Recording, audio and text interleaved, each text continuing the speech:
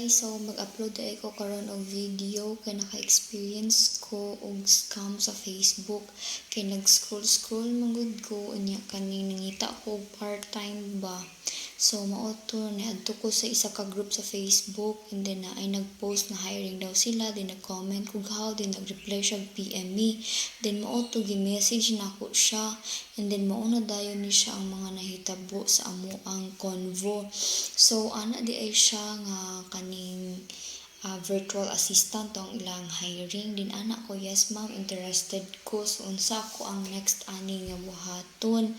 So mao ni siya nag-introduce dayon siya sa ilahang company. So ana siya nga ilahang company name is Shopee Marketing Solution. So mao ni siya ang location ni ana, so mao ni mong income ana, so gi-state niya tanan, so appeal pud ang kaning mga requirements kung fit ba ko ani or naa ba ko ani tanan sa ilahang gina-require. So mao to ako ang nag-reply ko sa iya nga okay po, unsa ang next nga buhaton ma'am after ani.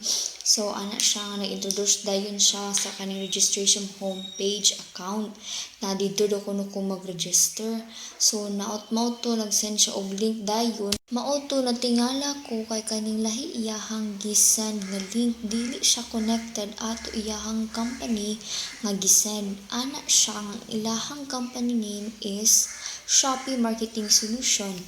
Tapos ana siya nga diri daw kuno ko mag-register as homepage account nako. So nag-wonder ko nganong diri man ko niya ipa-register, nganong dili man direct dito sa ilahang company nga dito ka mag-register.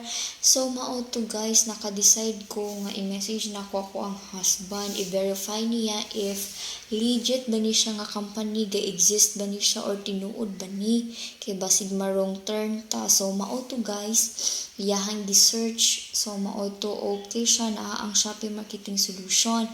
And then after ato natingala dayon siya nga nung dili tugma.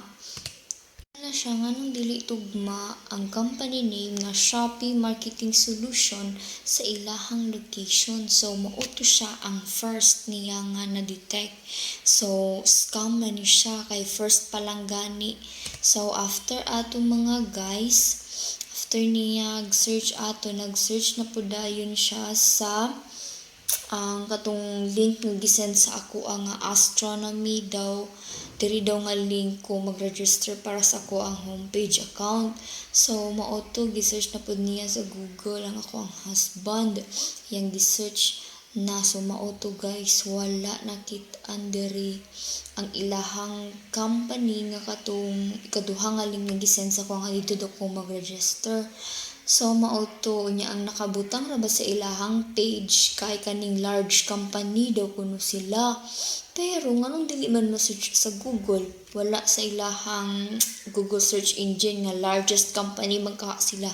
So nganong dili sila ka-afford sa ani nga mga scenarios, di ba? So kung miingon kag large company, dapat ipag-search nimo sa Google naa ka sa top 5 nga mugawas dayon ang imuhang company kay syempre billionaire good ka kay dako imuhang company no.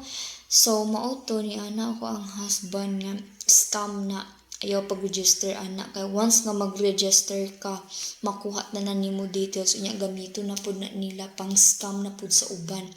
So after ato gi-chat dayon nako si Madam Domari katong nag-post sa Facebook page nga kanang hiring daw kuno sila. Hala tuara gi-block ko niya mga guys. So mao to ika-third scam gid siya kay ako man siyang gi-confront nga nung ma'am ingon ka nga inyong company name is Shopee Marketing Solution, dayon nga nung diri man ko mag-register sa imo ikaduha nga link nga gisend ma'am.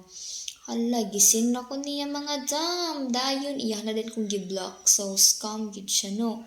So, muna mga guys, kailangan jud ta mag-amping ang tanan kay grabe na kayron ang mga scammers sa online.